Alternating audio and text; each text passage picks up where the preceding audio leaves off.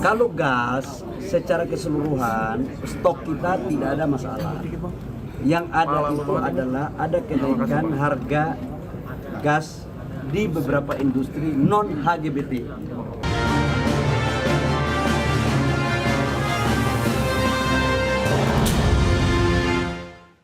Ya, pemirsa, Menteri SDM Bahlil Lahadalia mengakui harga gas industri mengalami kenaikan. Namun kenaikan harga tidak berlaku pada industri yang mendapatkan fasilitas harga gas bumi tertentu atau HGBT. Menurut Bahlil, kenaikan harga gas tersebut dipengaruhi oleh penurunan produksi di sejumlah sumber gas, terutama di wilayah Jawa Barat. Akibatnya, sebagian industri harus menggunakan liquefied natural gas atau LNG yang didatangkan dari wilayah lain seperti Papua, Sulawesi, dan Kalimantan. Kondisi tersebut pun membuat biaya distribusi mengalami peningkatan sehingga berdampak pada harga gas yang diterima oleh industri. Ini, kalau gas secara keseluruhan stok kita tidak ada masalah. Yang ada itu adalah ada kenaikan harga gas di beberapa industri non HGBT. Karena ada dua. Ada HGBT yang memang HGBT itu sebenarnya disubsidi oleh negara. Kalau non HGBT itu yang harga umum. Sebagian sumur-sumur kita di daerah khususnya daerah Jawa Barat ke sini itu lagi penurunan produksi. Maka kemudian untuk menutupi itu pakai LNG. Yang namanya LNG itu kan bawa dari Papua, Sulawesi, Kalimantan, dan itu ada penambahan kos. Nah itu yang kita lagi mencari untuk menengahi agar jangan juga industri. Ya, pemirsa, untuk membahas tema kita kali ini, menanti solusi pasti pasokan gas untuk industri, kita sudah tersambung melalui Zoom bersama dengan Bapak Satya Widayuda, anggota Dewan Energi Nasional, kemudian Bapak Yayan Satyakti, pengamat ekonomi energi dari Universitas Padjadjaran. Langsung saja kita sapa ini. Halo Pak Satya, apa kabar Pak? Baik-baik Pak, Alhamdulillah. Baik, terima kasih juga atas waktu yang disempatkan. Pak Yayan, apa kabar Pak? Alhamdulillah. Baik, terima kasih juga atas waktu yang disempatkan. Sebelum membahas lebih jauh, kita akan mengevaluasi sedikit nih dari Dewan Energi Nasional terhadap pelaksanaan dari kebijakan pasokan dan harga gas industri yang diatur oleh Kemen SDM 76K tahun 2025 saat ini. Bagaimana Bapak? Ya kalau kita lihat diatur oleh Permen SDM ya 76 Ya. tahun 2025. Memang dari yang kita rencanakan, ya dari mulai itu diestimasi, itu memang tidak ada mismatch gitu ya antara supply yang diharapkan dan volume yang diharapkan. Maka aspek deliverability itu yang menurut saya menjadi tidak sesuai. Maka kita rencananya kita akan lihat tadi beberapa opsi-opsi. Gas mana yang cukup berlebih yang bisa kita transport ke lokasi yang membutuhkan. Jadi kendala utama adalah adanya mismatch tadi dari proyeksi yang tadinya dilaksanakan ya atau bisa dilaksanakan sebelum keputusan menteri itu diberlakukan. Maka kita perlu melakukan satu evaluasi memang secara menyeluruh ya karena memang secara natural kita harus jujur mengalami satu penurunan ya jadi ada natural decline gitu dari gas yang kita miliki. Jadi sementara waktu kalau kita mensikapi dari bunyi daripada Kepmen tersebut seperti itu Mas. Oke, nah Pak Yayan, lantas dari sisi Anda melihat bagaimana kalau memang itu ada evaluasi yang sudah disampaikan begitu oleh Dewan Energi Nasional. Seperti tadi sudah disampaikan juga di informasi adanya keluhan terkait dengan pasokan gas. Kemudian Pak Menteri SDM sudah menyampaikan kenaikan harga gas industri sudah naik meskipun yang bukan yang penerima dari HGBT sendiri nih Pak Yayan. Ya, ini mungkin masalah klasik ya. Masalahnya tidak hanya di gas, tapi juga kemarin waktu batu bara juga ini sama ya.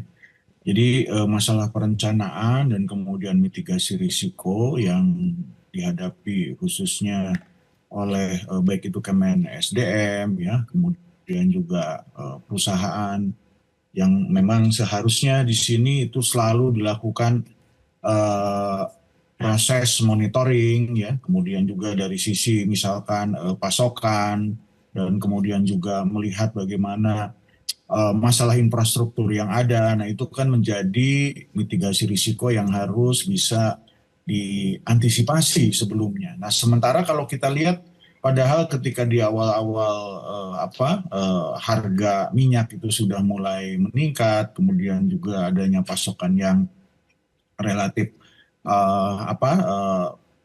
menurun ya dari sisi pasar global, dan kemudian juga kita lihat kondisi yang ada di Indonesia. Nah, saya kira ketika misalkan harga dan kemudian juga jaminan pasokan serta infrastruktur transmisi, serta ini mungkin kurangnya koordinasi data lintas kementerian sehingga hal ini selalu terjadi.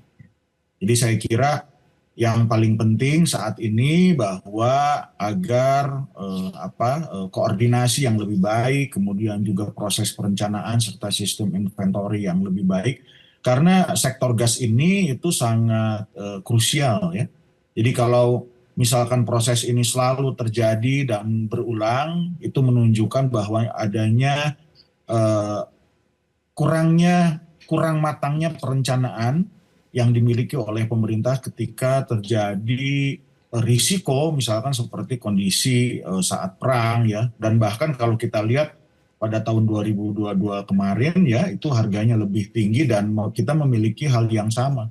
Dan sekarang diindikasikan selain tadi disebutkan bahwa memang kita mengalami natural declining, nah tetapi itu tidak diantisipasi dengan melakukan misalkan alokasi ataupun terhadap pasokan rantai pasok gas yang ada di Indonesia.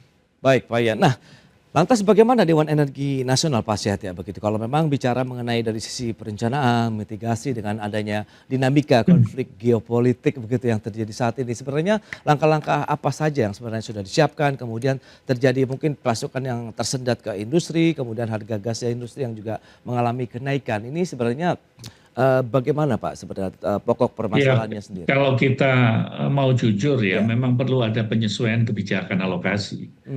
Ya, karena kendalanya ini adalah kendala teknis di sisi hulu.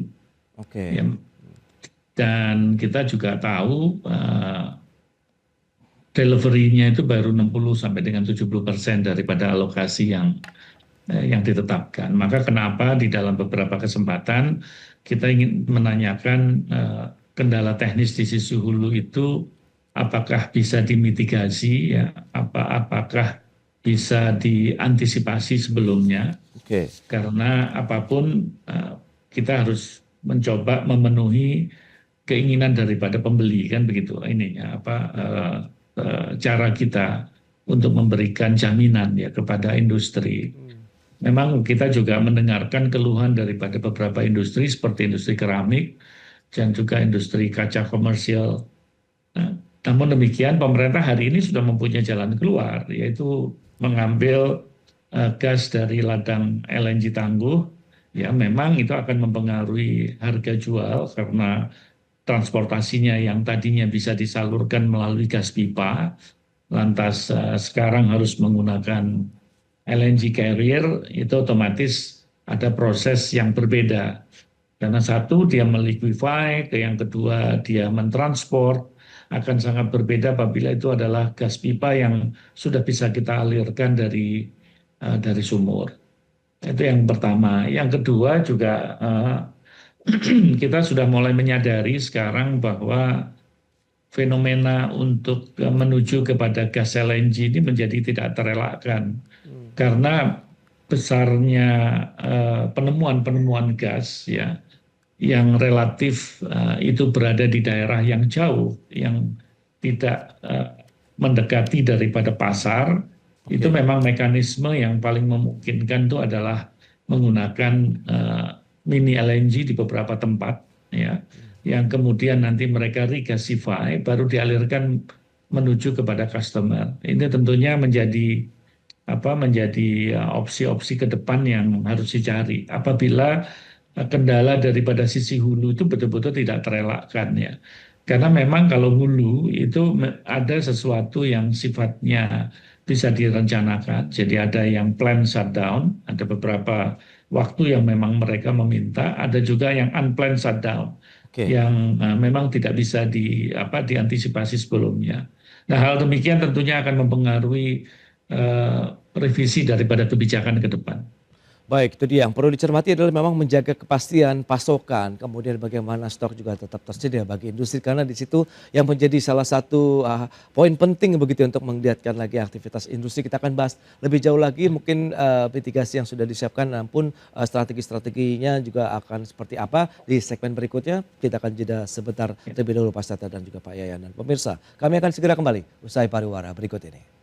Ya, Anda masih menyaksikan Market Review. Kita akan lanjutkan kembali perbincangan bersama dengan Bapak Satya Widayuda. Beliau adalah anggota Dewan Energi Nasional. Kemudian Bapak Yayan Satyakti, pengamat ekonomi energi dari Universitas Padjadjaran. Nah itu dia. Kalau kita bicara mengenai dari sisi hulu, seperti yang sudah disampaikan tadi oleh Dewan Energi Nasional. Lantas Pak Yayan, Anda melihat solusi apa ya ataupun strategi apa yang perlu segera dilakukan untuk menjamin ketersediaan gas untuk industri ini tetap ada. Kemudian harga masih tetap terjangkau meskipun yang di luar dari industri pengguna gas bumi ataupun HGBT harga gas bumi tertentu tadi, begitu Pak Yayan.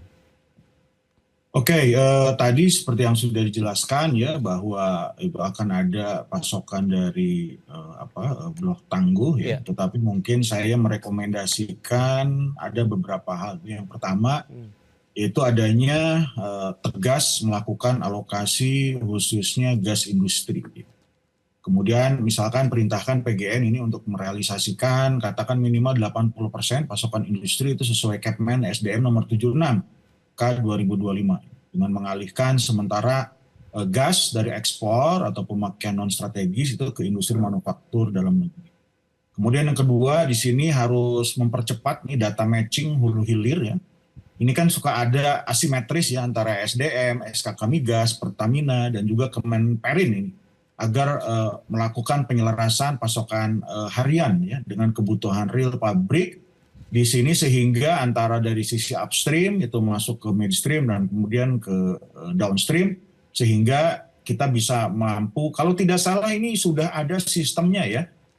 Nah tetapi kalau kita lihat bahwa apakah sistem ini sudah berjalan atau tidak karena kondisinya selalu sistem monitoring dan evaluasi ini tidak berjalan. Nah, sehingga kalau kita lihat selalu terjadi adanya hambatan kuota. Nah, ketiga di sini untuk membuka keran impor mungkin ya, walaupun memang kita ini dalam kondisi kita punya stok gas yang besar ya, tetapi untuk beberapa waktu saya kira, tapi karena tadi mungkin ya, ini mungkin ke depan bahwa kita bisa membuka keran impor terbatas dan dalam jangka waktu tertentu ya ini untuk mengizinkan industri strategis itu mengimpor LNG.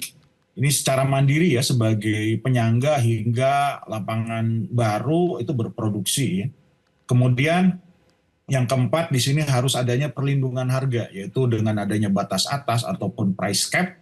Sementara kalau kita lihat untuk LNG komersial baik domestik maupun manufaktur ini itu sangat tergantung juga terhadap penyesuaian tarif transmisi ya dan distribusi PGN. Nah sehingga di sini agar industri tidak terpapar penuh dengan harga spot itu misalkan sampai dengan $20 per BTU. Nah ini mungkin yang harus atau setidaknya saya berikan rekomendasi agar kebijakan ini terutama misalkan seperti Agit itu bisa segera direalisasikan ya dan kemudian juga sisanya bisa ditambal dengan LNG. Baik, baik. Nah, Pak Satya, lantas bagaimana kalau kita lihat rumusan kebijakan dari Dewan Energi Nasional untuk bisa menjamin? Itu kan sedang dikaji, Mas.